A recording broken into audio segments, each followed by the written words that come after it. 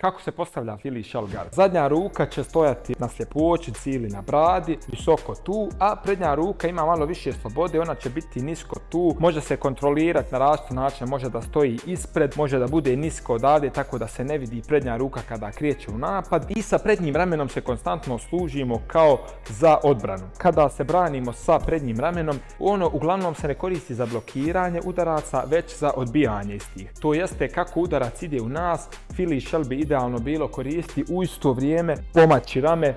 sa udarcem, tako da udarac samo se odbije od rame, umjesto da ide direktno, da se mi sad kao čuvamo ramenom, to nije toliko smisla, inače bi se povrijedili, ali kada to radite u isto vrijeme kad dolazi udarac će se odbiti i proći pored vas. A također dobra stvar je tu što kada se vraćate s ramenom, već namještate zadnju ruku za neku kontru, dosta je nepredvidivo. Pored toga, prednja ruka u Philly shellu može da bude pravo opasna ako se dobro nauči koristiti, zato što taj prednji direkt kada kreće od dole može biti vrlo nepredvidljiv, ne vidi se jednostavno neko ko ima tipa visoki gard gore, teško da će primijetiti taj udarac koji kreće od poda.